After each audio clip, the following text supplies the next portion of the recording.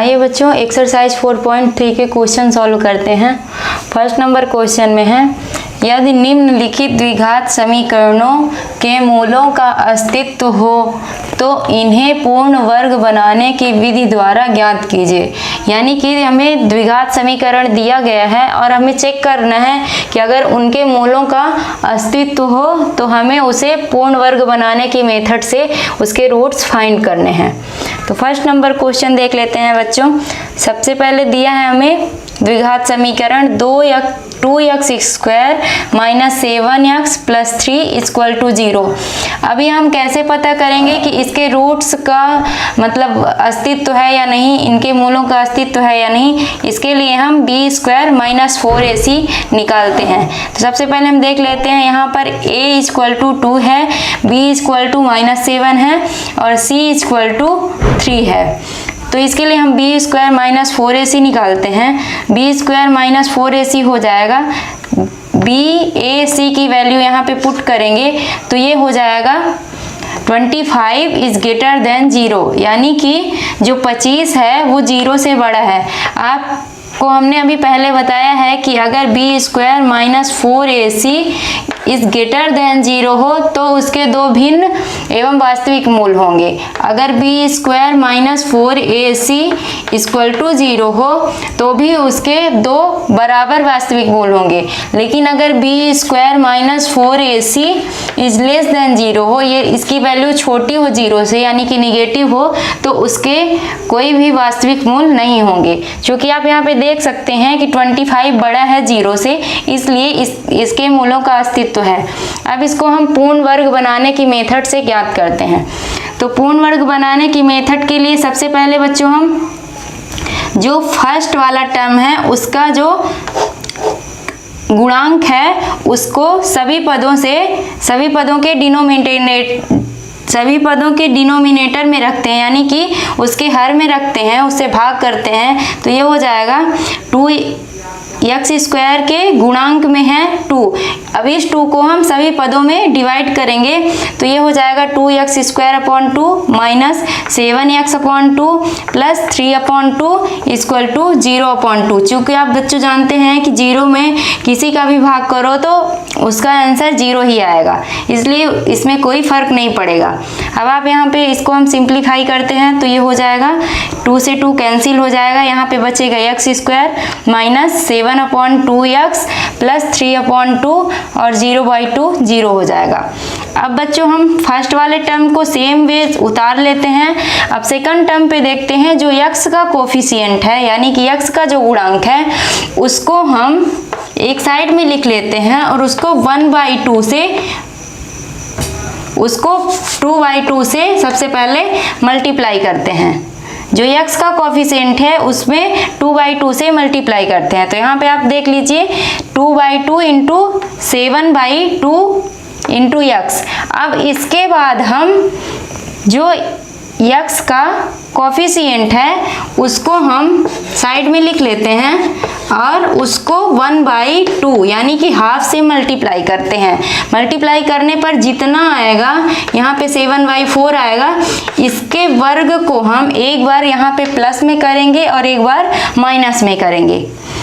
तो ये हो जाएगा 2/2 का हमने मल्टीप्लाई किया सबसे पहले इंटू 7/2x प्लस अब हम इसके कोफिशिएंट को हाफ से मल्टीप्लाई करके उसके वर्ग को एक बार प्लस में लिखेंगे और एक बार माइनस में लिखेंगे। हम इसके कोफिशिएंट से हाफ को मल्टीप्लाई करते हैं तो हमें मिलता है 7/4। अब 7/4 के वर्ग को एक बार हम प्लस के साइन में लिखेंगे और एक बार माइनस के साइन में लिखेंगे। उसके बाद हम कांस्टेंट वाली वैल्यू सेम वेज उतार लेंगे तो ये हो जाएगा प्लस 3/2 इक्वल टू 0। अब इसको और हम थोड़ा सा सिंप्लीफाई करते हैं तो ये हो जाएगा x² माइनस, इसके बाद हम सबसे पहले 2 को लिखेंगे और x को लिखेंगे, उसके बाद जो शेष बचेगा उसके आगे लिखेंगे। तो ये हमने ये 2 लिख लिया, ये x लिख लिया। अब हमारे पास ऊपर बचा 7 और नीचे 2 इंटू 2 हो जाएगा 4, यानी कि 7/4 प्लस 7/4 का स्क्वायर। इसको हम सेम वे उतार लेंगे और इन दोनों पदों को हम नेक्स्ट साइड पे रख देंगे, यानी कि दूसरे साइड भेजेंगे। तो ये माइनस में है 7/4 का स्क्वायर, तो इधर जाएगा तो प्लस में हो जाएगा 7/4 का स्क्वायर, और ये प्लस 3/2 है तो इधर जाएगा तो माइनस 3/2 हो जाएगा। अब हम यहाँ पे देख सकते हैं बच्चों कि यहाँ पे एक फॉर्मूला सेट हो रहा है, ये A square minus 2ab plus B square. ये आप जानते हैं कि a माइनस बी के होल स्क्वायर के फॉर्मूले में ये सेट हो रहा है, तो इसको हम लिख सकते हैं x माइनस 7/4 का whole square.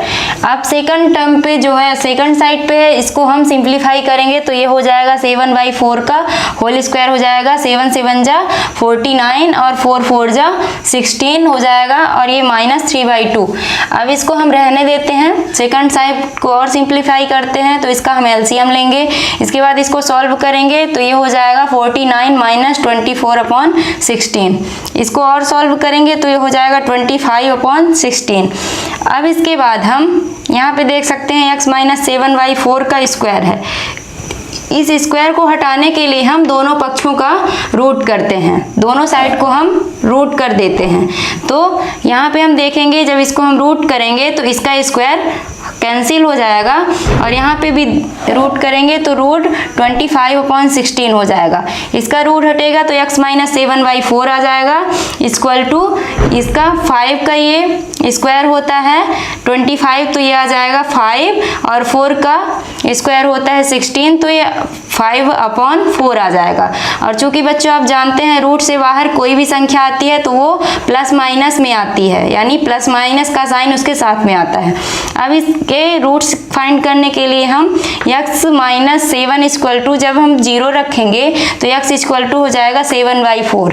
x equal to 7/4 को जो ये प्लस माइनस 5/4 आया है, इसको हम एक बार प्लस के साथ रखेंगे 7/4 में, और एक बार माइनस के साथ रखेंगे। इसको और सॉल्व करेंगे तो ये हो जाएगा 12/4 इक्वल टू 4 3 जा 12 होता है, तो x इक्वल टू एक रूट आ जाएगा 3, और सेकंड टर्म पे इसको सॉल्व करेंगे तो ये हो जाएगा 2/4। इसका एलसीएम लेके सॉल्व करेंगे 2/4 हो जाएगा, तो 2 1 जा 2 हो जाएगा, और 2 2 जा 4, यानी कि 1/2। सेकंड रूट जो आएगा वो 1/2 आ जाएगा। अतः ये द्विघात समीकरण के मूल 3 एवं 1/2 होंगे।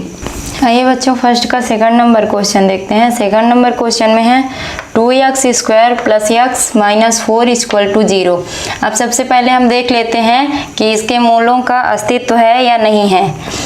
तो हम यहाँ पे देखते हैं a equal to 2, b equal to 1 और c इक्वल टू -4 दिया हुआ है। अब हम यहाँ पे चेक करेंगे b square minus 4ac equal to हो जाएगा a b और c की वैल्यू यहाँ पे पुट करेंगे तो ये हो जाएगा 1 का whole square minus 4 into 2 into -4, तो ये आ जाएगा। इसको सिंप्लीफाई करेंगे तो ये हो जाएगा 33 इज ग्रेटर देन 0। हम यहाँ पे देख सकते हैं कि ये जो 33 है वो 0 से बड़ा है, यानी कि इसके मूलों का अस्तित्व है। तो अब हम वर्ग समीकरण द्वारा इसके रूट्स फाइंड करेंगे। इसके लिए सबसे पहले हम देखते हैं x स्क्वायर का जो कॉफिशिएंट है उसको हम सभी टर्म्स के डिनोमिनेटर में उसको पुट करते हैं, तो ये हो जाएगा। हम यहाँ पे देख सकते हैं x स्क्वायर का कॉफिशिएंट जो है वो 2 है, तो इस 2 को हम सभी टर्म्स के डिनोमिनेटर में पुट करेंगे तो ये हो जाएगा 2x square upon 2 plus x/2 minus 4/2 equal to 0/2। अब इसको सिंप्लीफाई करेंगे तो ये 2 से 2 कैंसिल हो जाएगा, यहाँ पे बचेगा x square plus x/2 minus 2 2 जा 4 कैंसिल हो जाएगा, तो यहाँ पे -2 आ जाएगा, 0/2 इक्वल टू 0 हो जाएगा। अब हम x स्क्वायर को सेम वे उतार लेंगे, अब ये साइन भी लिख लेंगे प्लस। अब हम x के कॉफिशिएंट में 2/2 से मल्टीप्लाई करेंगे। जो x का कॉफिशिएंट है x/2 है, x वाला कॉफिशिएंट है उसमें 2/2 से मल्टीप्लाई करेंगे, फिर x/2 हो जाएगा, फिर इसके नेक्स्ट टर्म पे हम देखते हैं x का जो यहाँ पे जो x का जो भी कोफिशिएंट है, तो यहाँ हम देख सकते हैं कि x का कोफिशिएंट है 1/2। चूँकि x के साइड में कुछ भी नहीं लिखा है तो इसको हम 1 मानते हैं। 1/2 x का कोफिशिएंट है, उसमें हाफ से यानी 1/2 से मल्टीप्लाई करके जितना भी आएगा उसके वर्ग को हम एक बार प्लस में करेंगे और एक बार माइनस में करेंगे। तो ये हो जाएगा प्लस 1/4 का होल स्क्वायर और माइनस 1/4 का होल स्क्वायर। फिर उसके बाद जो कोफिशिएंट कांस्टेंट वाली वैल्यू है उसको हम सेम वे उतार लेंगे। तो ये हो जाएगा -2 = 0। इसको और सिंप्लीफाई करेंगे तो ये हो जाएगा x² प्लस, अब सबसे पहले हमने आपको बताया है कि सबसे पहले 2 लिखेंगे और x लिखेंगे। 2 और x को हमने साइड कर लिया। अब हमारे पास कुछ नहीं है यहाँ पे, तो हम 1 मान लेते हैं × 1 और ये नीचे 2 का मल्टीप्लाई होगा तो 1/4 आ जाएगा प्लस 1/4 का स्क्वायर। और ये जो 2 टर्म्स हैं इसको हम दूसरे साइड शिफ्ट करते हैं, तो ये माइनस में है तो उधर जाएगा तो प्लस 1/4 का होल स्क्वायर हो जाएगा और ये -2 है तो इधर जाके +2 हो जाएगा।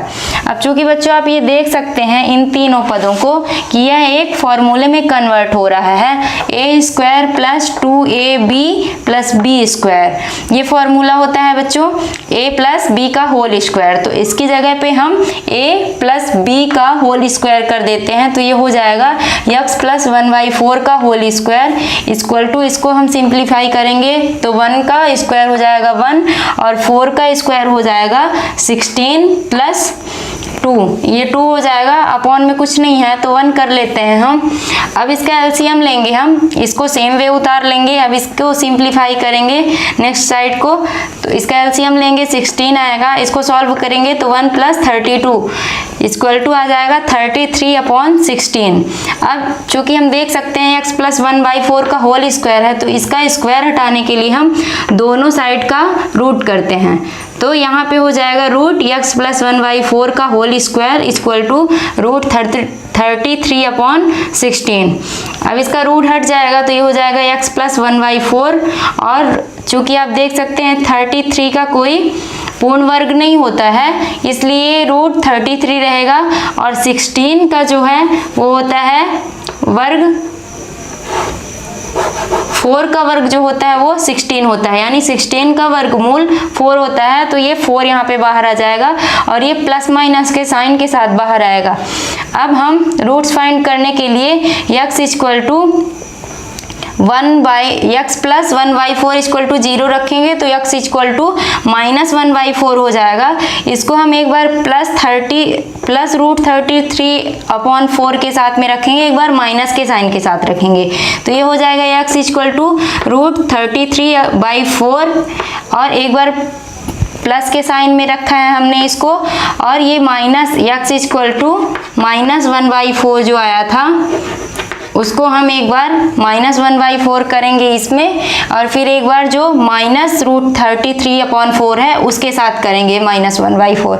तो इसको सिंप्लीफाई करेंगे तो एक रूट आ जाएगा हमारा x = √33 - 1/4 और सेकंड रूट आ जाएगा हमारा x = -√33 - 1/4। इसका एलसीएम लेके इसको सिंप्लीफाई करेंगे। अतः ये दोनों जो हैं ये दिए गए द्विघात समीकरण के रूट्स होंगे। आइए बच्चों फर्स्ट का 3rd नंबर क्वेश्चन देखते हैं। इसमें दिया हुआ है 4x² + 4√3x + 3 = 0। अब इसको सबसे पहले हम चेक कर लेते हैं कि इसके मूलों का अस्तित्व है या नहीं। तो इसके लिए हमें b² - 4ac निकालना होगा। हम यहाँ पे देख सकते हैं a = 4 है, b = 4√3 दिया हुआ है और c = 3 दिया हुआ है। अब हम b² - 4ac फाइंड करते हैं तो ये हो जाएगा b² - 4ac = 4√3 का होल स्क्वायर -4 × 4 × 3। इसको सॉल्व करेंगे यानी कि सिंप्लीफाई करेंगे तो हमें मिलेगा 16 × 3 - √3 > 0। ये जो है 16 × 3 - √3 है, ये 0 से बड़ा है इसलिए इसके मूलों का अस्तित्व होगा। अब इसको हम पूर्ण वर्ग बनाने की मेथड से इसके रूट्स फाइंड करते हैं। तो हमें ये द्विघात समीकरण दिया हुआ है 4x² plus 4√3x plus 3 equal to 0। अब इसके लिए सबसे पहले हमने पहला स्टेप आपको बताया है कि सबसे पहले हम x² वाले पद के x² के टर्म्स के कोफिशिएंट यानी गुणांक को देखते हैं, और जो भी उसका गुणांक होता है उसको सभी टर्म्स के डिनोमिनेटर यानी उसके हर में रखते हैं उसको। तो हम यहाँ पे देख सकते हैं x² का कोफिशिएंट यहाँ पे 4 है, इसको हम सभी टर्म्स के डिनोमिनेटर में रखेंगे तो ये हो जाएगा 4x² upon 4 plus 4√3x upon 4 plus 3 upon 4 equal to 0 upon 4। अब इसको यहाँ पे आप देख सकते हैं सिंप्लीफाई करेंगे तो ये 4 से 4 कैंसिल हो जाएगा, यहाँ पे आएगा x² प्लस, अब हम यहाँ पे 4 से 4 कैंसिल हो जाएगा तो यहाँ पे आएगा √3x plus 3y4 equal to 0y4 equal to 0 हो जाएगा। अब हम x² वाले टर्म्स को सेम वे उतार लेते हैं और ये प्लस का साइन भी उतार लेते हैं, और सेकंड टर्म पे देखते हैं कि x वाले गुणांक के साथ में हम 2/2 से मल्टीप्लाई करते हैं। 2/2 का मल्टीप्लाई करेंगे तो ये हो जाएगा 2/2 इंटू √3x प्लस, अब इसके बाद हम x के कोफिशिएंट को लेते हैं, एक साइड में लिख लेते हैं x के कोफिशिएंट को, और उसको जो भी x का कोफिशिएंट होता है उसमें 1/2 यानी कि हाफ का, चाहे जिस भी इक्वेशन में जो भी कोफिशिएंट हो उसके साथ हमको 1/2 का यानी कि हाफ का ही मल्टीप्लाई करना है। तो ये हो जाएगा 1/2 का मल्टीप्लाई करेंगे तो ये हो जाएगा √3/2। अब उसके वर्ग को एक बार हम इस इक्वेशन के साथ प्लस में रखेंगे और एक बार माइनस में रखेंगे। तो हम यहाँ पे देख सकते हैं x का कोफिशिएंट यहाँ पे √3 था, तो √3 को हमने 1/2 से मल्टीप्लाई किया तो ये आ गया √3/2। अब इसके वर्ग को हम एक बार इसके साथ प्लस में रखेंगे और एक बार माइनस में रखेंगे तो ये हो जाएगा x² plus 2/2 into √3x plus √3/2 का होल स्क्वायर, एक बार प्लस के साथ एक बार माइनस √3/2 का होल स्क्वायर। उसके बाद हम कांस्टेंट वाली वैल्यू को सेम वे उतार लेंगे तो ये हो जाएगा प्लस 3/4 इक्वल टू 0। अब इसको हम x² और सिंप्लीफाई करेंगे तो ये हो जाएगा x² प्लस, अब हम यहाँ पे 2 और x को सबसे पहले साइड में लिख लेंगे, ये 2 हो गया और x को हम साइड में लिख लेते हैं। इसके बाद हम देखते हैं ऊपर जो भी बचा उसको आगे लिखेंगे। यहाँ पे बचा √3, 2 और x को हमने पहले लिख लिया है, यहाँ पे बचा √3 और नीचे देखते हैं जो भी है उसको हम लिख देते हैं, नीचे केवल 2 है तो ये हो जाएगा √3/2 प्लस √3/2 का होल स्क्वायर हो जाएगा ये वाला, और ये जो दो टर्म्स हैं इसको दूसरे साइड शिफ्ट करेंगे तो ये माइनस में है √3/2 का होल स्क्वायर, इधर जाएगा प्लस में हो जाएगा √3/2 का होल स्क्वायर, ये प्लस 3/4 है तो इधर जाएगा तो माइनस 3/4 हो जाएगा। अब यहाँ पे हम देख सकते हैं बच्चों कि ये जो है ये 3 टर्म्स हैं, ये एक फॉर्मूले में सेट हो रहे हैं, a प्लस b के होल स्क्वायर के फॉर्मूले में सेट हो रहे हैं, यानी कि a² plus 2ab plus b²। तो अब इसको हम फॉर्मूले के रूप में लिख देते हैं तो ये हो जाएगा, यहाँ पे a हो जाएगा x और b हो जाएगा √3/2, इसको हम लिख देते हैं x प्लस √3/2 का होल स्क्वायर, फॉर्मूले में सेट करके लिख देंगे।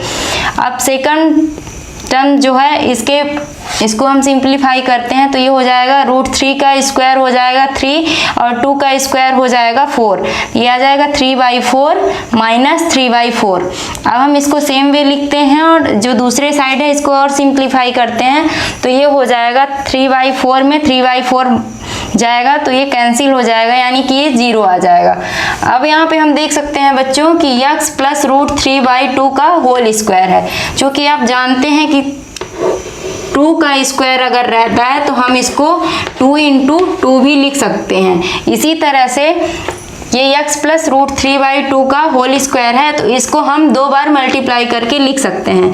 ये हो जाएगा x plus root 3/2 into x plus root 3/2 equal to 0। एक बार इसको 0 के बराबर रख के देखते हैं और एक बार इसको। तो जब हम इसको रखेंगे तो हो जाएगा x plus root 3/2 equal to 0 और x इक्वल टू हो जाएगा माइनस रूट 3/2, जो कि इधर प्लस में है। और ये दोनों समान हैं, तो ये भी उतना ही आएगा जितना फर्स्ट टर्म पे आया है।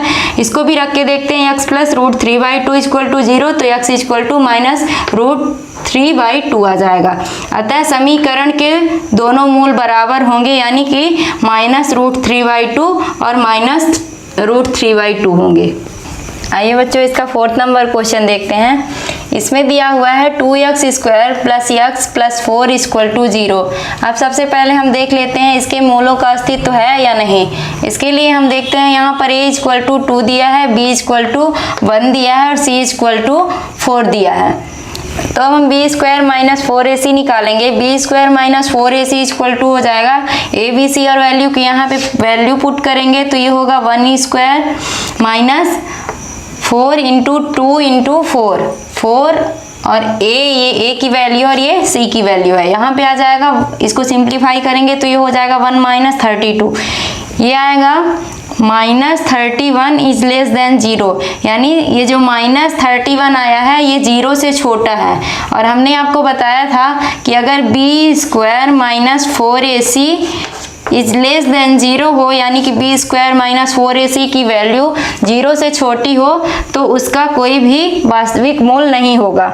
इसलिए यहाँ पर मूलों का कोई अस्तित्व नहीं है, अतः इस समीकरण का कोई वास्तविक मूल नहीं होगा। इसलिए इसको हम पूर्ण वर्ग बनाने की मेथड से आगे नहीं सॉल्व करेंगे। चूँकि क्वेश्चन में दिया हुआ है कि हमको पूर्ण वर्ग बनाने की मेथड तभी आगे फॉलो करनी है अगर द्विघात समीकरण में मूलों का अस्तित्व हो। और हम यहाँ देख सकते हैं कि यहाँ पे मूलों का कोई अस्तित्व नहीं है, चूँकि माइनस 31 इज लेस देन 0 दिया हुआ है, अतः इसको आगे सॉल्व नहीं करना है। आइए बच्चों, 2nd नंबर क्वेश्चन देखते हैं।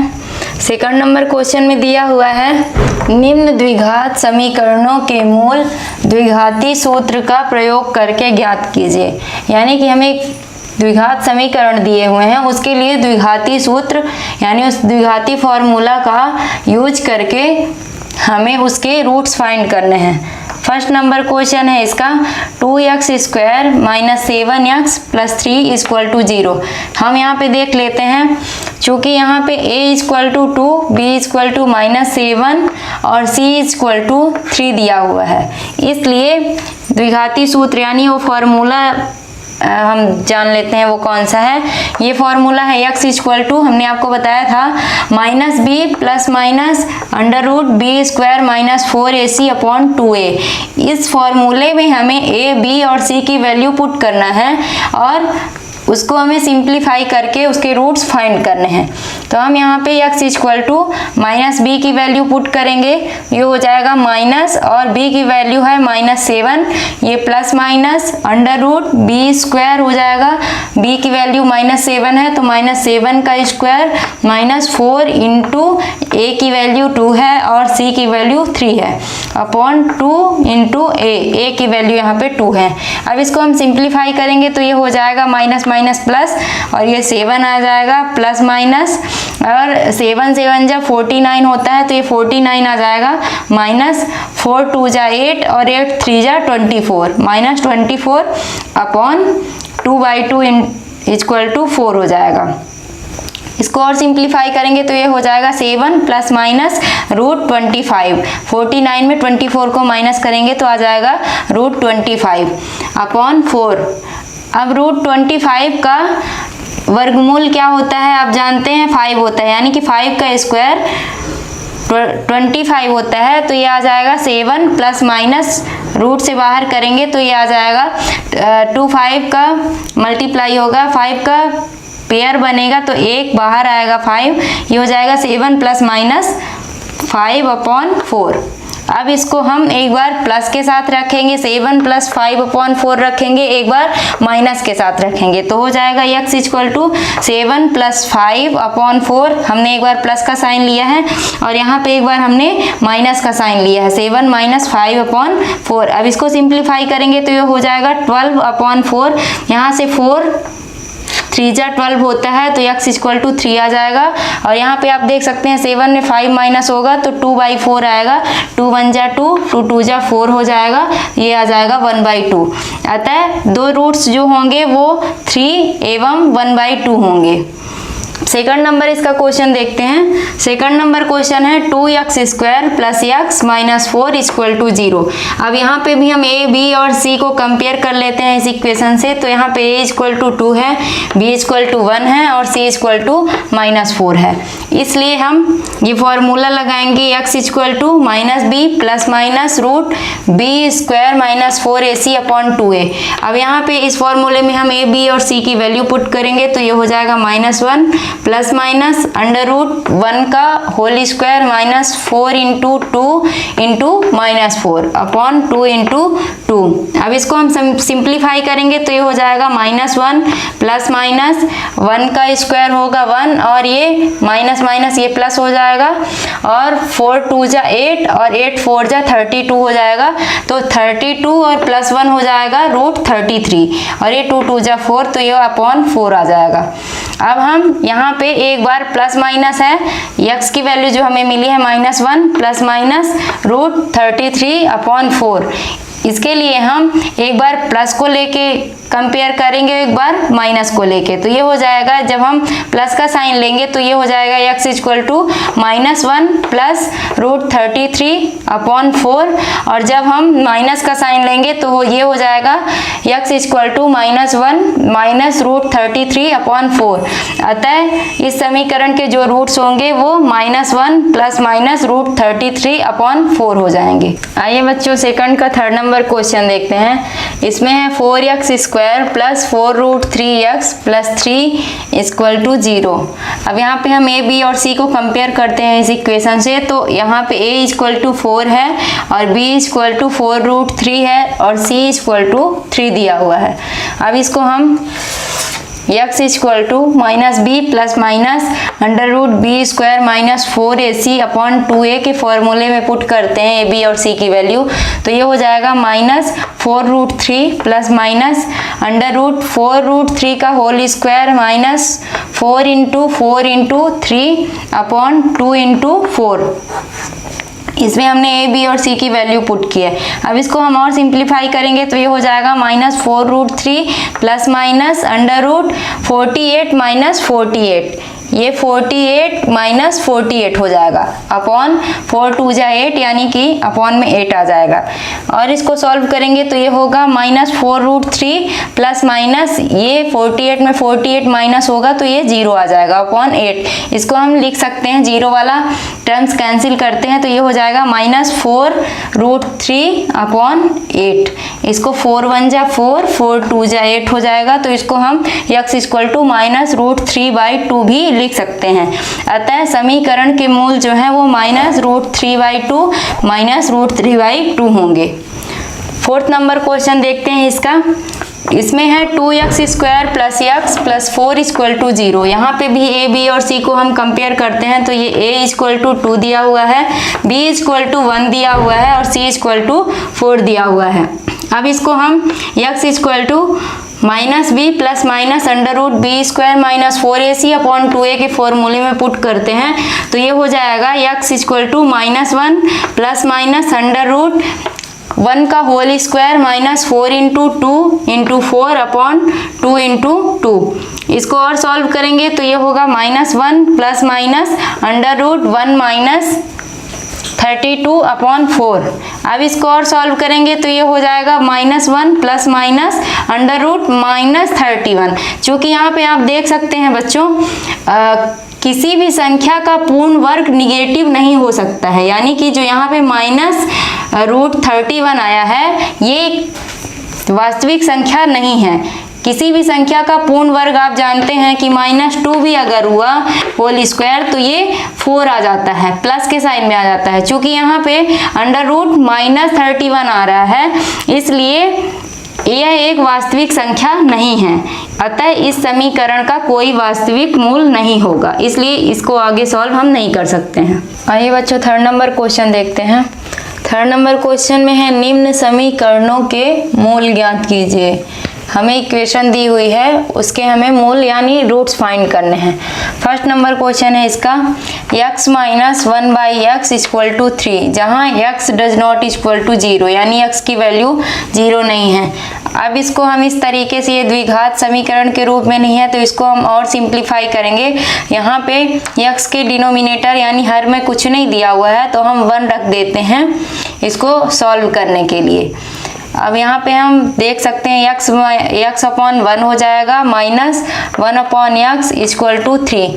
अब इसके डिनोमिनेटर का एलसीएम लेते हैं तो ये हो जाएगा x, और इसको हम सॉल्व करेंगे तो ये हो जाएगा ऊपर x² - 1 = 3। अब इसका हम यहाँ पे तिर्यक गुणा कर देंगे तो ये हो जाएगा x² - 1 = 3x। अब इस 3x को इधर साइड लाएंगे तो ये इधर प्लस में है तो इधर आएगा तो इसका साइन माइनस हो जाएगा, ये हो जाएगा x² - 3x - 1 = 0। अब हम यहाँ यह भी है द्विघाती समीकरण के रूप में हो गया है। अब इसको यहाँ पे हम a, b और c से कंपेयर कर लेते हैं तो a = हो जाएगा 1, b = हो जाएगा -3, c = हो जाएगा -1। अब इसके लिए हम फॉर्मूला यूज करते हैं मूल यानी कि रूट्स फाइंड करने के लिए। x = -b + √b² - 4ac/2a। यहाँ पे इस फॉर्मूले में हम a, b और c की वैल्यू पुट करेंगे तो हमें मिलेगा b की वैल्यू जो है वो -3 है और फॉर्मूले में -b पहले से है तो ये हो जाएगा -b + -√-3 का होल स्क्वायर -4 × 1 × -1/2 × 1। अब इसको हम सिंप्लीफाई करेंगे तो ये हो जाएगा 3 + -√13/2। अतः समीकरण के जो मूल होंगे, एक बार 3 + √13/2 लेंगे, एक बार 3 - √13/2 लेंगे। अतः समीकरण के जो मूल होंगे वो 3 + -√13/2 हो जाएंगे इसमें। सेकंड नंबर इसका क्वेश्चन देखते हैं। इसमें दिया हुआ है 1/x + 4 - 1/x - 7 = 11/30। अब इसके लिए हम सबसे पहले इन दोनों टर्म्स के डिनोमिनेटर का एलसीएम लेते हैं तो ये हो जाएगा x + 4 × x - 7 और ऊपर आ जाएगा x - 7 - x + 4 = 11/30। अब इसका हम तिर्यक गुणा कर देते हैं या तिर्यक मल्टीप्लाई करेंगे, इसका इन दोनों टर्म से और इसका इससे, तो ये हो जाएगा 30 × x - 7, 30 × x - 7 हो जाएगा, फिर ये साइन माइनस आ जाएगा, फिर एक बार 30 का x + 4 से हो जाएगा तो 30 × x + 4 हो जाएगा = इन दोनों टर्म्स का इस 11 से मल्टीप्लाई हो जाएगा तो ये हो जाएगा 11 × x + 4 × x - 7। अब इसको हम कोष्टक से मल्टीप्लाई करेंगे, सॉल्व करेंगे तो ये होगा 30x - 210 - 30x - 120 = ये 11 वैसे ही रहेगा। और सबसे पहले इन दोनों कोष्टक का मल्टीप्लाई करेंगे तो ये हो जाएगा x² - 7x + 4x - 28। यहाँ पे आप देख सकते हैं ये +30x है, ये -30x है तो ये दोनों कैंसिल हो जाएंगे, ये दोनों ऐड होंगे तो ये आ जाएगा -330 = 11 × x² - ये 7 या x में 4x माइनस होगा तो ये आ जाएगा -3x - 28। अब इस 11 को इधर लाएंगे तो इधर इससे डिवाइड होगा, 11 3 जा 33 होता है, तो ये यहाँ पे आ जाएगा -30। इस -30 को इधर करेंगे और ये वाले टर्म्स को इधर कर लेते हैं। ये हो जाएगा x² - 3x - 28 इक्वल टू -30। ये -30 कहाँ से आया आप लोग देख सकते हैं, यहाँ पे हमने 11 से -330 को डिवाइड किया है, तो 11 3 जा होता है 33, यहाँ इसलिए ये आ जाएगा -30। अब ये हो जाएगा x², यहाँ से इस -30 को इधर लाएंगे तो ये +30 हो जाएगा, +30 में 28 माइनस होगा तो यहाँ पे 2 बचेगा, इसलिए ये हो जाएगा x² - 3x + 2 इक्वल टू 0। अब ये द्विघात समीकरण के रूप में आ गया है। अब इसको हम गुणनखंड विधि से इसके मूल यानी कि रूट्स फाइंड कर सकते हैं, या कि इस फॉर्मूले का यूज करके भी हम इसके रूट्स फाइंड कर सकते हैं। और इसके रूट्स फाइंड करने के लिए हम वर्ग समीकरण का भी यूज कर सकते हैं, जो हमने पहले क्वेश्चन में आपको बताया है।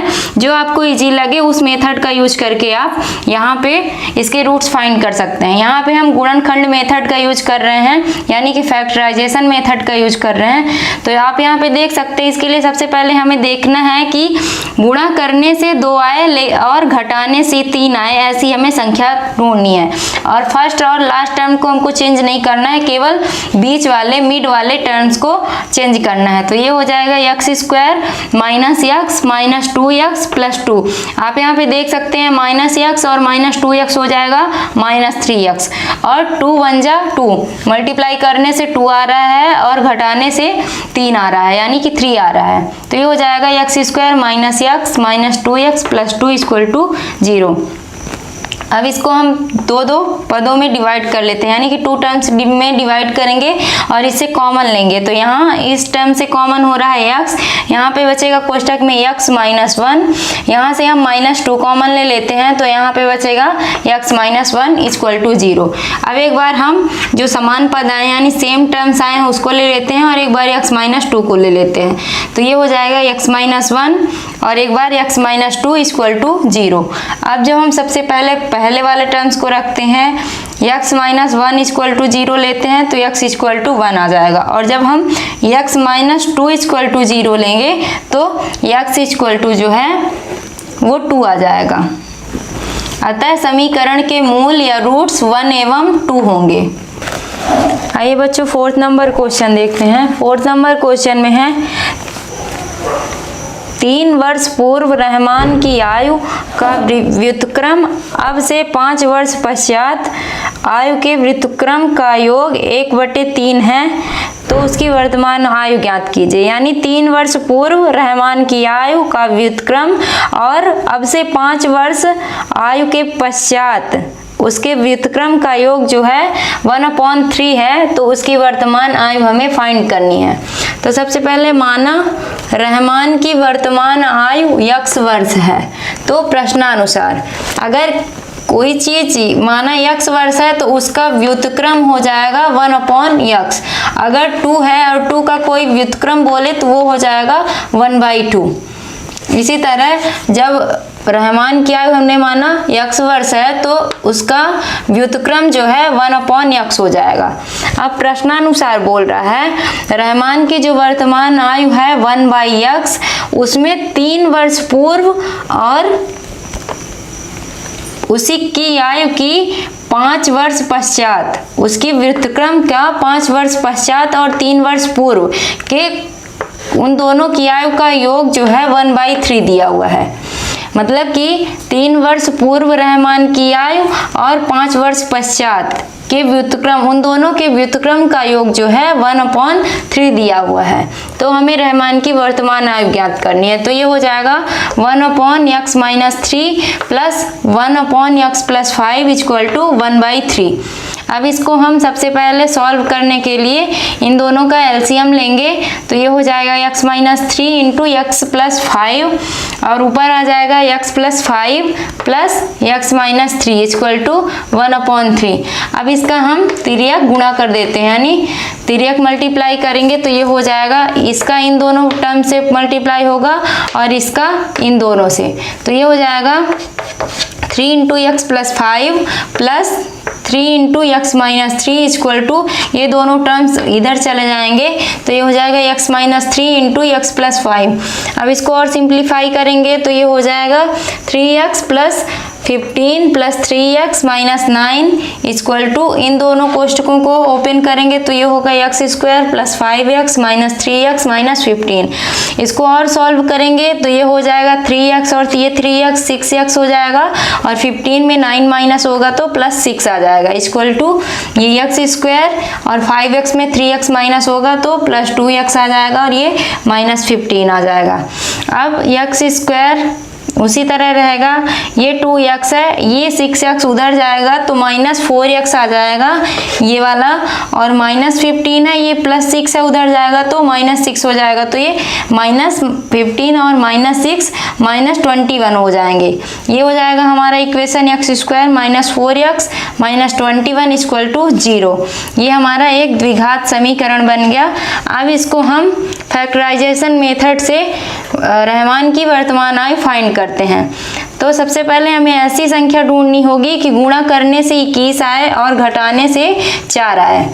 तो ये हो जाएगा x square minus 7x plus 3x minus 21 equal to 0। आप यहाँ पे देख सकते हैं 7 3 जो है 21 होता है, और माइनस 7x में प्लस 3x माइनस होगा तो माइनस 4x आएगा। अब इसके हम दो टर्म्स का पेयर बना लेते हैं, यानी कि जोड़ा बना लेते हैं। अब इसे फर्स्ट वाले टर्म से हम कॉमन लेते हैं तो यहाँ पे कॉमन हो जाएगा x, और कोष्टक में बचेगा x माइनस 7, और इस पद से हम प्लस 3 कॉमन लेंगे तो यहाँ पे बचेगा x माइनस 7 इक्वल टू 0। अब एक बार हम समान वाले पद को ले लेंगे और एक बार x प्लस 3 को लेंगे तो x माइनस 7 और x प्लस 3 इक्वल टू 0 हो जाएगा। अब सबसे पहले हम x माइनस 7 इक्वल टू 0 रख के देखते हैं। तो जब हम x माइनस 7 इक्वल टू 0 रखेंगे तो x इक्वल टू 7 आ जाएगा, तथा जब हम सेकंड टाइम पे x प्लस 3 इक्वल टू 0 रखेंगे तो x इक्वल टू माइनस 3 आ जाएगा, जो कि असंभव है, यानी इसकी कोई पॉसिबिलिटीज नहीं है, क्योंकि रहमान की वर्तमान आयु पूछा गया है और वह निगेटिव नहीं हो सकती है। अतः रहमान की वर्तमान आयु 7 वर्ष है। इसको जो पॉजिटिव में आया है उसको हम ले लेंगे, और रहमान की वर्तमान आयु हमने x वर्ष माना था, इसलिए रहमान की वर्तमान आयु 7 वर्ष होगी। आइए बच्चों 5th नंबर क्वेश्चन देखते हैं। 5th नंबर क्वेश्चन में है, एक क्लास टेस्ट में शेफाली की गणित और अंग्रेजी में प्राप्त किए गए अंकों का योग 30 है। यदि उसको गणित में 2 अंक अधिक और अंग्रेजी में 3 अंक कम मिले होते तो उनके अंकों का गुणनफल 210 होता। उसके द्वारा दोनों विषयों में प्राप्त किए अंक ज्ञात कीजिए। तो सबसे पहले बच्चों, माना शेफाली ने गणित में x अंक प्राप्त किए तो उसने अंग्रेजी में 30 माइनस x यानी 30 माइनस अंक प्राप्त किए। ऐसा क्यों? क्योंकि जितना उसने गणित में प्राप्त किया और जितना उसने अंग्रेजी में प्राप्त किया उन दोनों का योग 30 हमें ऑलरेडी दिया हुआ है।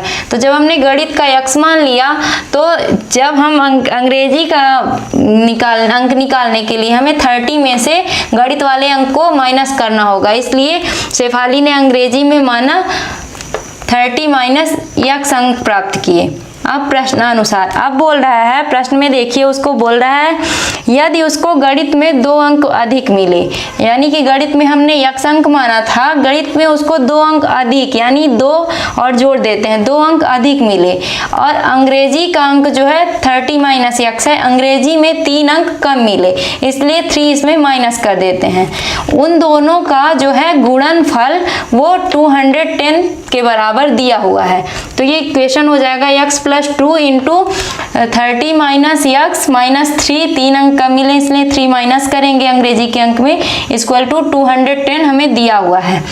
अब इसको और सिंप्लीफाई करेंगे तो ये हो जाएगा x प्लस 2 इंटू 30 में 3 माइनस होगा तो 27 माइनस x इक्वल टू 210। अब इसका हम मल्टीप्लाई करेंगे, कोष्टक ओपन करेंगे तो ये हो जाएगा 27x square minus x square plus 54 minus 2x equal to 210। अब ये हो जाएगा, सॉल्व करेंगे तो minus x square plus 27x square ये है 27x है ये। 27x में 2x माइनस करेंगे तो प्लस 25x आ जाएगा, और ये 210 में 54 माइनस होगा तो ये माइनस 156 आ जाएगा। ये इधर आएगा तो माइनस होगा, और बड़ी संख्या का साइन माइनस रहेगा, इसलिए यहाँ पे माइनस 156 इक्वल टू 0 हो जाएगा। अब चूंकि यहाँ पे फर्स्ट स्टार्टिंग में माइनस है, इसको हम चेंज कर देते हैं। इसका साइन यहाँ से हटाने के लिए सभी टर्म्स के साइन हम चेंज करते हैं, तो ये हो जाएगा x square minus 25x plus 156 equal to 0। अब इसको हम शेफाली के गणित और अंग्रेजी में अंक प्राप्त करने के लिए हम फैक्टराइजेशन यानी कि गुणनखंड मेथड से ज्ञात करते हैं इसको। तो ये हो जाएगा, हमको ऐसी संख्या देखनी है कि गुणा करने से 156 आए और घटाने से 25 यानी 25 आए। तो ये हो जाएगा x square minus 12x minus 13x plus 156 equal to 0। हम यहाँ पे देख सकते हैं माइनस 12 और माइनस 13 होता है माइनस 25, और 12 और 13 का मल्टीप्लाई करेंगे तो 156 आएगा। अब इसको हम दो पदों में डिवाइड कर लेते हैं तथा दोनों से जो कॉमन होता है उसको कॉमन लेते हैं। फर्स्ट टर्म से कॉमन हो जाएगा बच्चों x, यहाँ कोष्टक में बचेगा x माइनस 12, यहाँ से हम माइनस 13 कॉमन लेंगे तो यहाँ पे x माइनस 12 आएगा इक्वल टू 0। अब एक बार हम सेम टर्म्स को लेंगे और एक बार x माइनस 13 को लेंगे, तो ये हो जाएगा x माइनस 12 और x माइनस 13 इक्वल टू 0। जब हम x माइनस 12 इक्वल टू 0 लेंगे तो x इक्वल टू 12 आ जाएगा। जब x माइनस 13 इक्वल टू 0 लेंगे तो x इक्वल टू 13 आ जाएगा। अतः जब शेफाली, अब एक पॉसिबिलिटीज दो हो जाएंगी, या तो शेफाली ने गणित में 12 अंक प्राप्त किए या तो 13 अंक प्राप्त किए, उसके हिसाब से अंग्रेजी के अंक हम 30 माइनस x में x की वैल्यू पुट करके फाइंड कर लेंगे। अतः जब शेफाली ने गणित में 12 अंक प्राप्त किए होंगे तो उसके अंग्रेजी में 30 माइनस x इक्वल टू 30 में 12 माइनस करेंगे, क्योंकि x की वैल्यू हमने यहाँ पे 12 मानी है, इक्वल टू 18 हो जाएगा। यानी जब शेफाली गणित में 12 अंक प्राप्त करेगी तो अंग्रेजी में 18 अंक प्राप्त करेगी, तथा जब शेफाली गणित में 13 अंक प्राप्त करेगी तब वह अंग्रेजी में 30 माइनस 13 इक्वल टू 17 यानी 17 अंक प्राप्त करेगी। आइए बच्चों 6 नंबर क्वेश्चन देख लेते हैं। 6 नंबर क्वेश्चन में है, एक आयताकार खेत का विकर्ण उसकी छोटी भुजा से 60 मीटर अधिक लंबा है। यदि बड़ी भुजा छोटी भुजा से 30 मीटर अधिक हो तो खेत की भुजाएं ज्ञात कीजिए। एक आयताकार खेत दिया हुआ है जिसका विकर्ण उसकी छोटी भुजा से 60 मीटर अधिक है तथा उसकी बड़ी भुजा जो है छोटी भुजा से 30 मीटर अधिक है। तो सबसे पहले हम छोटी भुजा को मान लेते हैं।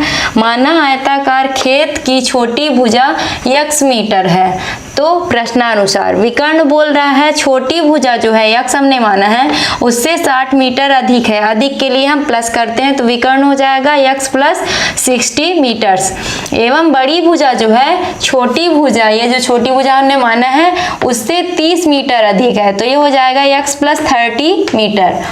अब पाइथागोरस प्रमेय से हम जानते हैं कि विकर्ण स्क्वायर इक्वल टू बड़ी भुजा का होल स्क्वायर प्लस छोटी भुजा का होल स्क्वायर, यानी कि जो हम जानते हैं कर्ण का वर्ग बराबर लंब का वर्ग प्लस आधार का वर्ग होता है। तो यहाँ पे विकर्ण है बड़ी भुजा और छोटी भुजा, तो ये हो जाएगा विकर्ण जो है वो कर्ण ही हो जाएगा और एक लंब हो जाएगा एक आधार हो जाएगा।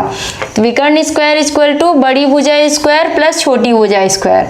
अब जो हमने छोटी भुजा ये है और विकर्ण ये है और बड़ी भुजा ये है, इनको अपनी अपनी जगह पे पुट करेंगे तो विकर्ण हमने माना है x प्लस 60 मीटर है, तो यहाँ पे x प्लस 60 का होल स्क्वायर हो जाएगा, चूंकि यहाँ पे विकर्ण स्क्वायर है, इक्वल टू बड़ी भुजा हम देख लेते हैं x प्लस 30 हमें दिया हुआ है तो x प्लस 30 का होल स्क्वायर हो जाएगा, प्लस छोटी भुजा का स्क्वायर होगा तो x छोटी भुजा हमने माना है तो ये हो जाएगा x स्क्वायर। अब इसको हम a प्लस b के होल स्क्वायर से ओपन करेंगे तो ये हो जाएगा x square plus 120x plus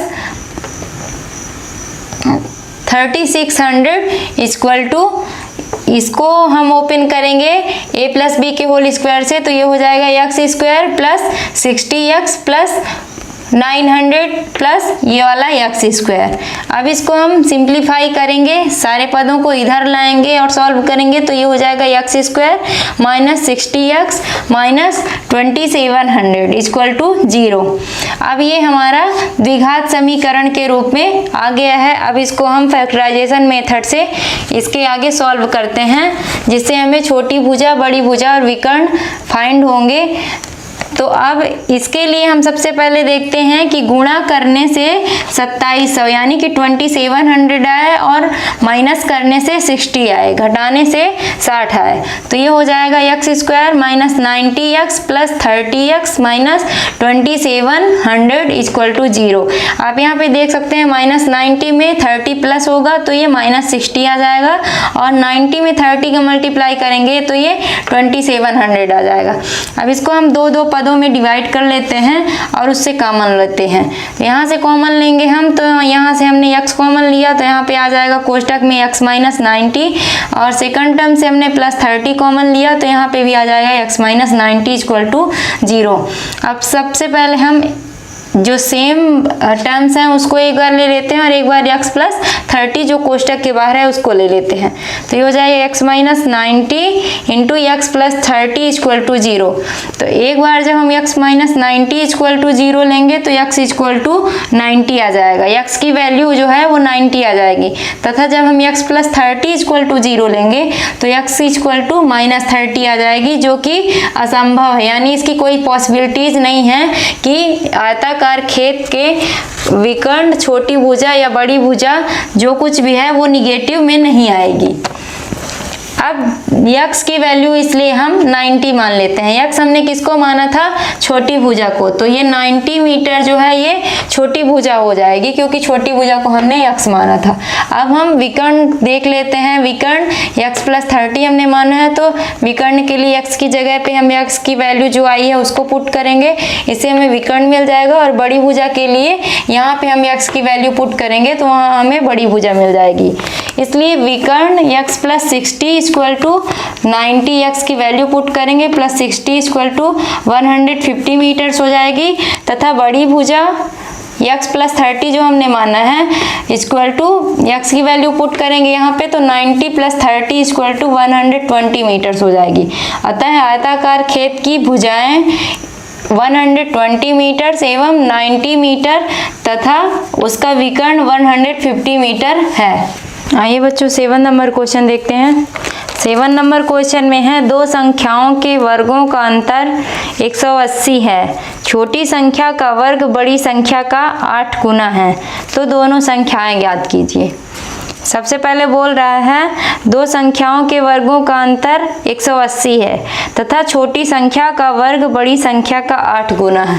तो सबसे पहले माना बड़ी संख्या x है, तो प्रश्नानुसार छोटी संख्या का वर्ग जो है वो बड़ी संख्या का 8 गुना है। बड़ी संख्या हमने x माना है, बड़ी संख्या का 8 गुना है छोटी संख्या का वर्ग, यानी कि छोटी संख्या जो है उसका वर्ग बड़ी संख्या का 8 गुना है। तो छोटी संख्या हो जाएगी, छोटी संख्या बराबर हो जाएगी, ये वर्ग इधर जाएगा तो अंडर रूट 8x यानी रूट 8x हो जाएगा। एवं फिर बोलता है कि दो संख्याओं के वर्गों का अंतर 180 है, यानी बड़ी संख्या और छोटी संख्या के वर्गों का अंतर जो है वो 180 दिया हुआ है। तो छोटी संख्या, बड़ी संख्या हमने मानी है x, तो बड़ी संख्या का वर्ग x स्क्वायर हो जाएगा और छोटी संख्या जो है हमने रूट 8x माना है, तो रूट 8x का स्क्वायर करेंगे तो 8x आ जाएगा। यानी बड़ी संख्या और छोटी संख्या के वर्गों का अंतर जो है वो 180 हमें दिया हुआ है, तो ये आ जाएगा। इसको और सॉल्व करेंगे तो ये हो जाएगा x स्क्वायर माइनस 8x, ये 180 इधर आएगा तो माइनस 180 इक्वल टू 0 हो जाएगा। ये द्विघात समीकरण के रूप में आ गया। अब इसको हम सॉल्व कर लेते हैं गुणनखंड मेथड से। यानी फैक्टराइजेशन मेथड से। इसके लिए हमको देखना है कि मल्टीप्लाई करने से 180 आए और घटाने से 8 आए। ये हो जाएगा x square minus 18x plus 10x minus 180 equal to 0। आप यहाँ पे देख सकते हैं बच्चों कि 18 माइनस 18 में 10 प्लस करेंगे तो माइनस 8 आएगा, और जब 18 में 10 का मल्टीप्लाई करेंगे तो 180 आएगा। अब इसको हम दो दो पदों में डिवाइड कर लेते हैं और फर्स्ट वाले टर्म से कॉमन लेते हैं। तो यहाँ से हमने x कॉमन लिया है तो कोष्टक में आ जाएगा x माइनस 18, और फिर यहाँ सेकंड टर्म से हम प्लस 10 कॉमन लेंगे तो यहाँ पे भी आ जाएगा x माइनस 18 इक्वल टू 0। एक बार हम जो सेम टर्म्स हैं उसको लेंगे, एक बार जो कोष्टक के बाहर टर्म्स है उसको लेंगे। ये हो जाएगा x माइनस 10 और x प्लस 10 इक्वल टू 0। तो जब हम x माइनस 18 इक्वल टू 0 लेंगे तो x इक्वल टू 18 आ जाएगा, जो कि बड़ी संख्या होगी हमारी। अब सेकंड टर्म्स को भी रख के देख लेते हैं 0 के बराबर। इसको हम जब x प्लस 10 इक्वल टू 0 रखते हैं तो x इक्वल टू माइनस 10 यानी निगेटिव वैल्यू आ गई, जो कि पॉसिबल नहीं है। तो छोटी संख्या क्या हो जाएगी, बड़ी संख्या x हमने माना है तो इसलिए हम पॉजिटिव वाली साइन संख्या लेंगे तो x इक्वल टू 18 बड़ी संख्या हो जाएगी। तो अब छोटी संख्या क्या होगी, छोटी संख्या हमने रूट x मान लिया है यहाँ पे, तो रूट x में x की वैल्यू पुट करेंगे तो यहाँ पे आ जाएगा अंडर रूट 8 इंटू एक्स, जो है x की जगह पे x की वैल्यू पुट करेंगे तो यहाँ पे होगा अंडर रूट 8 इंटू 18, ये x इक्वल टू x की वैल्यू यहाँ पे पुट करेंगे तो ये हो जाएगा अंडर रूट, इसका मल्टीप्लाई करेंगे तो आएगा अंडर रूट 144, जो कि 12 का वर्ग होता है। आप जानते हैं 12 का वर्ग 144 होता है, तो ये रूट से बाहर आएगा प्लस माइनस 12। अतः वे संख्याएं 18 और 12 एवं 18 और माइनस 12 हो सकती हैं। यानी कि ये जो अंडर रूट से प्लस माइनस 12 बाहर आया है, 12 बाहर आया है, तो एक बार इस बड़ी संख्या के साथ में प्लस के साइन में 12 को लेंगे, एक बार माइनस के साथ लेंगे तो ये हो जाएगा, जब प्लस के साथ लेंगे तो 18 और 12 आ जाएगा, और जब माइनस साइन के साथ लेंगे तो 18 और माइनस 12 हो जाएगा। आइए बच्चों अब 8 नंबर क्वेश्चन देखते हैं। 8 नंबर क्वेश्चन में है, एक रेलगाड़ी समान चाल से 360 किलोमीटर की दूरी तय करती है। यदि यह चाल 5 किलोमीटर प्रति घंटे अधिक होती तो वह उसी यात्रा में 1 घंटा कम समय लेती। तो रेलगाड़ी की चाल ज्ञात कीजिए। सबसे पहले बच्चों माना रेलगाड़ी की चाल जो है वो x किलोमीटर प्रति घंटे है, तो 360 किलोमीटर की दूरी तय करने में लगा समय बराबर दूरी बटे चाल, समय का फॉर्मूला होता है। तो ये दूरी 360 किलोमीटर की है और चाल हमने x किलोमीटर प्रति घंटे माना है, तो ये हो जाएगा 360 अपॉन x आवर्स, यानी 360 बटे x घंटे। अब प्रश्नानुसार अब क्या बोल रहा है कि जब रेलगाड़ी समान चाल से 360 किलोमीटर की दूरी तय करती है, यदि यह चाल 5 किलोमीटर अधिक होती, मतलब ये जो चाल है यदि ये 5 किलोमीटर अधिक होती तो चाल में हम 5 ऐड कर देंगे। 5 अधिक होती, 5 किलोमीटर प्रति घंटे अधिक होती तो 5 इसमें ऐड कर देंगे इसके चाल में, तब वह उसी यात्रा में 1 घंटे का कम समय लेती। ये जो पहले वो यात्रा कर रही थी उसमें 1 घंटे का वो कम समय लेती। कम के लिए हम 1 माइनस कर रहे हैं, पहले वाला जो समय लगा था उसमें 1 घंटे कम समय लेती अगर उसकी चाल जो है 5 किलोमीटर प्रति घंटे और बढ़ा दी जाती, यानी अधिक कर दी जाती। तो ये हो जाएगा 360 upon x plus 5 equal to 360 upon x minus 1। 1 घंटे का कम समय लेगी इसलिए यहाँ पे 1 माइनस कर रहे हैं। अब इस -1 को इधर साइड लाएंगे और ये इस वाले टर्म्स को उधर साइड भेजेंगे, तो ये हो जाएगा -1 है, इधर आएगा प्लस हो जाएगा, 360 अपॉन x है, ये माइनस में हो जाएगा, ये प्लस है उधर जाएगा तो माइनस में हो जाएगा 360 अपॉन x प्लस 5। अब इसका हम इसको इसी तरह रहने देते हैं, 1 को कुछ नहीं करना है, इधर साइड हम नीचे वाले डिनोमिनेटर का एलसीएम लेते हैं तो ये हो जाएगा x इंटू एक्स प्लस 5। अब इसको हम सॉल्व करेंगे तो ऊपर आएगा 360 into x plus 5 minus 360 into x. अब इसका हम तिर्यक गुणा कर देंगे तो ये वाले सारे टर्म्स इधर आ जाएंगे और ये इधर रहेगा, तो ये इधर आएंगे तो ये हो जाएगा x into x plus 5 equal to 360 x plus 5 minus 360 into x. अब इसको हम सॉल्व करेंगे तो ये हो जाएगा एक्स स्क्वायर प्लस 5x हो जाएगा इक्वल टू 360 का x में मल्टीप्लाई करेंगे तो 360x प्लस इसका 5 में करेंगे तो आ जाएगा 1800 माइनस 360x। आप यहाँ पे देख सकते हैं ये प्लस 360x है, ये माइनस में है तो ये अपोजिट साइन है, समान पद है तो ये कैंसिल हो जाएगा। हमारे पास इधर बचेगा केवल 1800। इसको हम इधर साइड लाएंगे तो ये हो जाएगा एक्स स्क्वायर प्लस 5x, ये प्लस में था इधर आएगा तो माइनस 1800 इक्वल टू 0 हो जाएगा। ये एक द्विघात समीकरण हो गया। अब इसको हम फैक्टराइजेशन मेथड से सॉल्व करते हैं तो इसके लिए हमें देखना होगा बच्चों कि जोड़ने से 5 आए और गुणा करने से 1800 आए, यानी मल्टीप्लाई करने से 1800 आए और जोड़ने यानी ऐड करने से 5 आए। तो ऐसी संख्या हमने सोची है, ये हो जाएगा x square plus 45x minus 40x minus 1800 equal to 0। जब हम 45 में 40 को माइनस करेंगे तो ये 5 आ जाएगा और 45 में 40 का मल्टीप्लाई करेंगे तो 1800 आ जाएगा। ये आप चेक करके देख सकते हैं। अब हम इसको दो पदों में डिवाइड करते हैं, दो दो का पेयर बना के। अब फर्स्ट टर्म से हम कॉमन लेते हैं, यहाँ इन दोनों पदों में x है तो x कॉमन ले लेंगे तो अब कोष्टक में बचेगा x प्लस 45। अब यहाँ से हम माइनस 40 कॉमन लेंगे तो यहाँ पे बचेगा x प्लस 45 इक्वल टू 0। एक बार हम सेम वाले टर्म्स को लेंगे और एक बार जो कोष्टक के बाहर टर्म्स है उसको ले लेंगे 0 के बराबर, यानी 0 के इक्वल रख के देखेंगे। ये हो जाएगा x plus 45 x minus 40 equal to 0। अब जब हम सबसे पहले x प्लस 45 इक्वल टू 0 रखते हैं तो हम यहाँ पे देखते हैं x इक्वल टू माइनस 45 आ जाएगा, जो कि निगेटिव है। ये संभव नहीं है, ये संभव नहीं है, यानी कि जो चाल है वो कभी निगेटिव में नहीं आएगी। अब सेकंड टर्म वाले को रख के देखते हैं, x माइनस 40 इक्वल टू 0 रख के देखते हैं तो x इक्वल टू 40 यानी पॉजिटिव साइन वाला आ गया है, x इक्वल टू 40 आ गया है तो यही रेलगाड़ी की चाल हो जाएगी प्रति घंटे। अतः रेलगाड़ी की चाल 40 किलोमीटर प्रति घंटे होगी।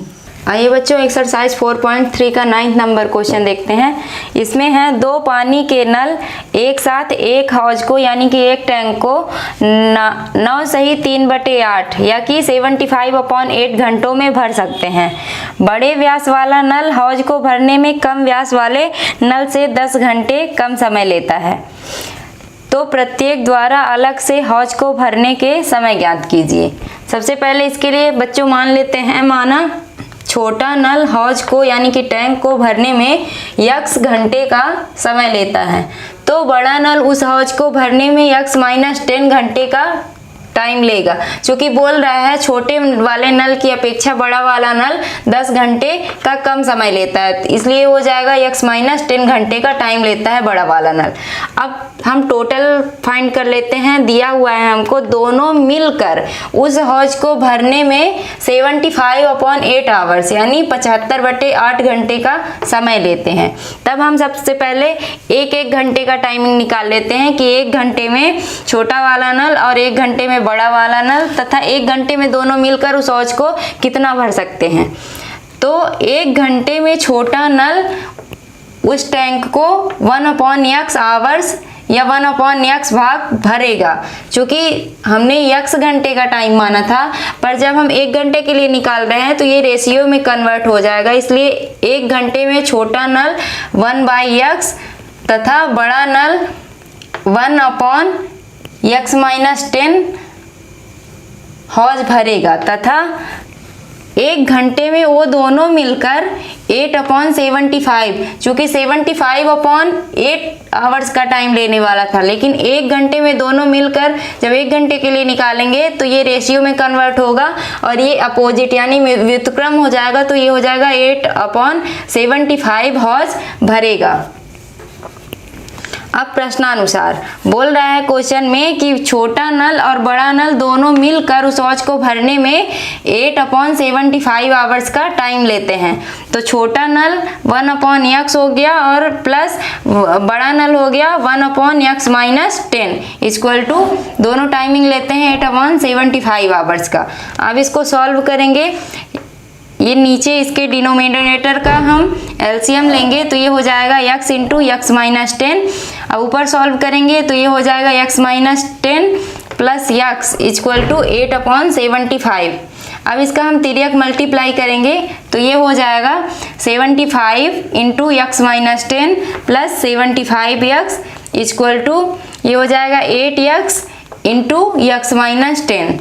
इसको और सिंप्लीफाई करते हैं तो ये हो जाएगा 75x minus 750 plus 75x equal to 8x² minus 8x का 10 में करेंगे मल्टीप्लाई तो 80x आ जाएगा। इसको और सिंप्लीफाई करेंगे, इन दोनों टर्म्स को इधर लाएंगे और सॉल्व करेंगे तो ये हो जाएगा 8x² माइनस 150x, ये दोनों ऐड हो जाएंगे तो ये हो जाएगा 150x plus minus 80x plus 750 equal to 0। और इसको सिंप्लीफाई करेंगे तो ये होगा 8x², ये 150x और 80x ऐड होगा तो ये हो जाएगा minus 230x plus 750 equal to 0। अब ये हमारा द्विघात समीकरण के रूप में आ गया है। इसको हम फैक्टराइजेशन मेथड से सॉल्व करते हैं तो ये हो जाएगा, हमको ऐसी संख्या ढूंढनी है कि मल्टीप्लाई करने से 750 आए तथा घटाने से यानी कि माइनस करने से 230 आए। ये हो जाएगा 8x² minus 200x minus 30x plus 750 equal to 0। अब इसको हम दो टर्म्स में डिवाइड कर लेते हैं और दोनों से जो कॉमन होता है उसको कॉमन लेते हैं। फर्स्ट वाले टर्म से कॉमन हो रहा है बच्चों 8x, इसमें भी 8x कॉमन हो रहा है, इसमें भी हम 8x कॉमन लेंगे तो कोष्ठक में बचेगा x - 25। फिर सेकंड टर्म से हम -30 कॉमन लेंगे तो ये हो जाएगा x - 25 कोष्ठक में आएगा इक्वल टू 0।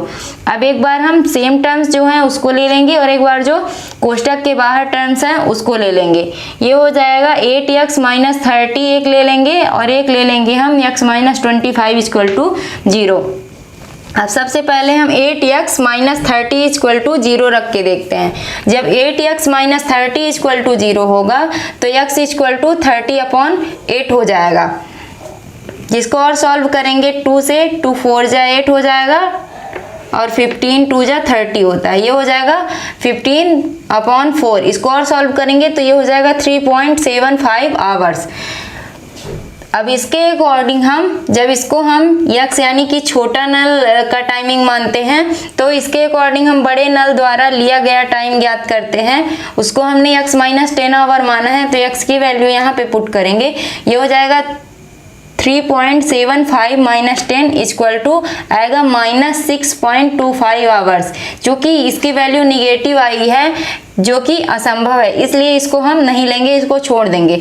अब सेकंड वाले टर्म को हम रख के देखते हैं 0 के इक्वल x - 25 इक्वल टू 0 जब हम रखेंगे तो x इक्वल टू 25 आवर्स आ जाएगा।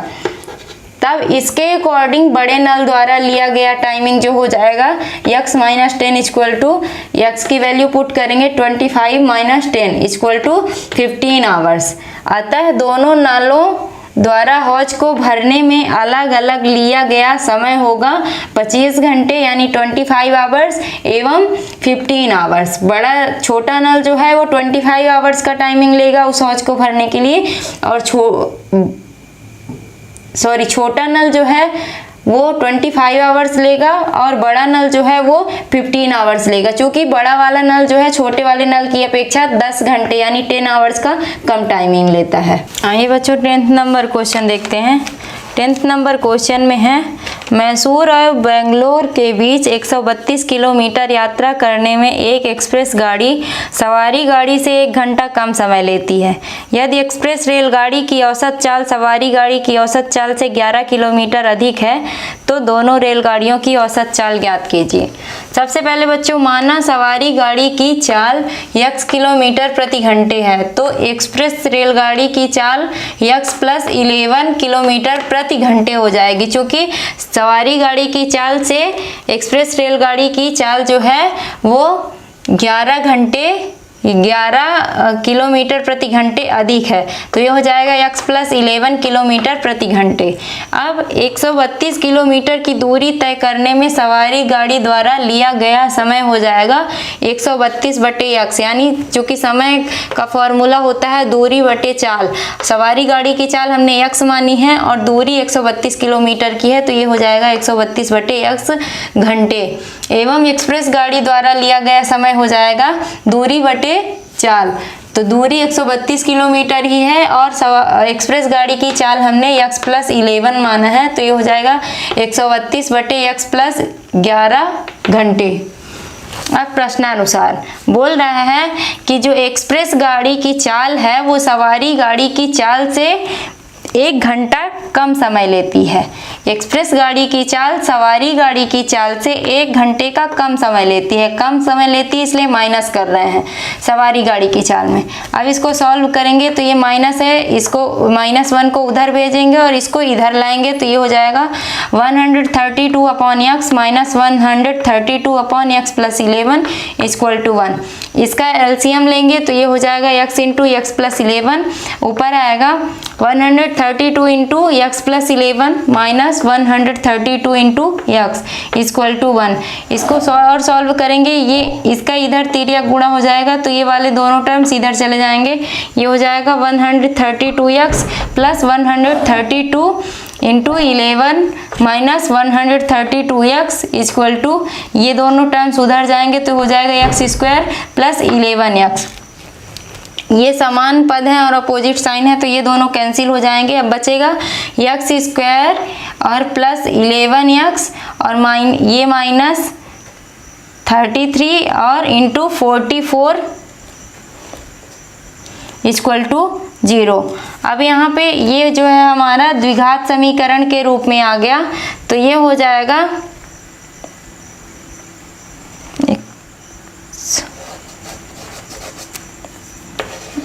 पे 33।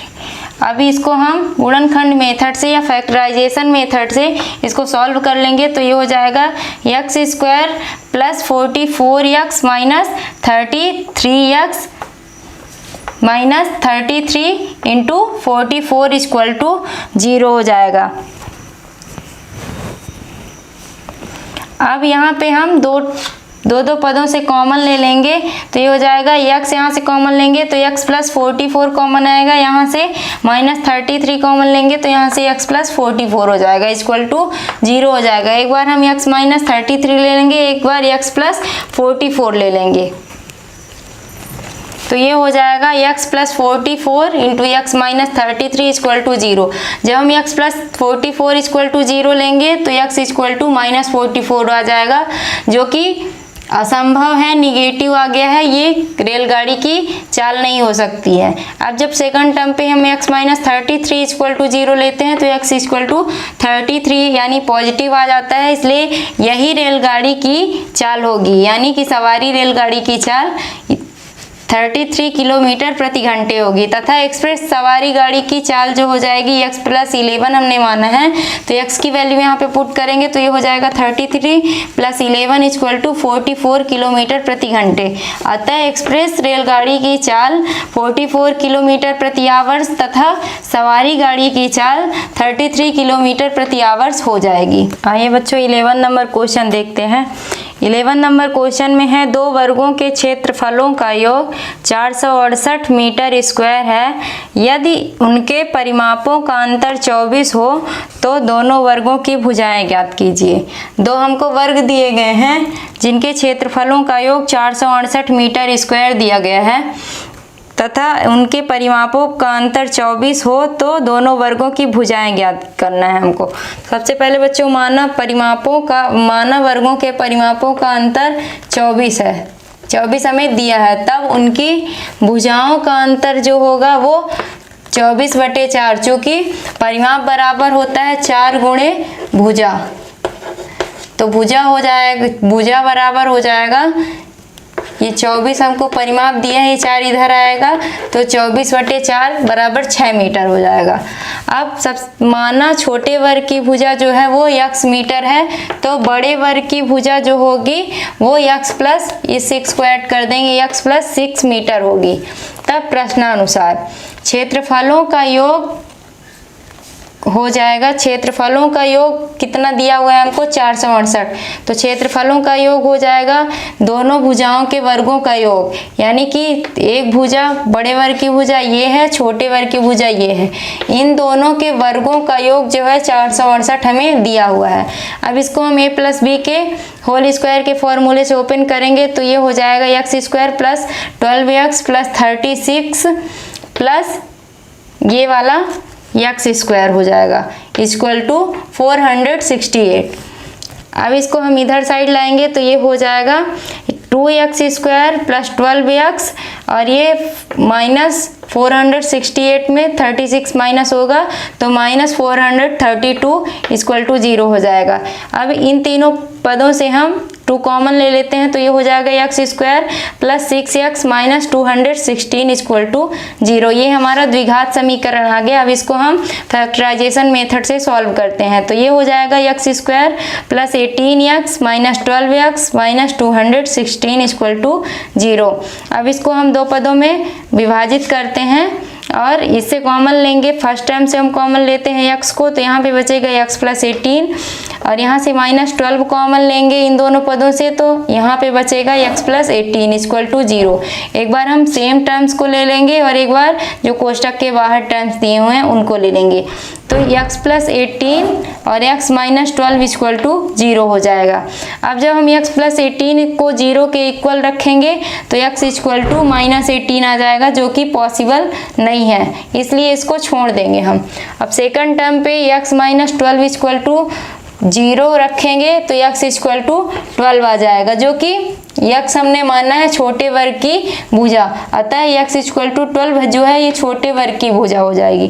तब बड़े वर्ग की भुजा जो हमने x प्लस 6 मीटर माना है तो ये हो जाएगा x प्लस 6, x की वैल्यू पुट करेंगे x की जगह पे, यानी कि 12 प्लस 6 इक्वल टू 18 मीटर। अतः वर्ग की भुजा जो है 12 मीटर और 18 मीटर हो जाएगी। इस तरह से ये एक्सरसाइज कंप्लीट हो गया।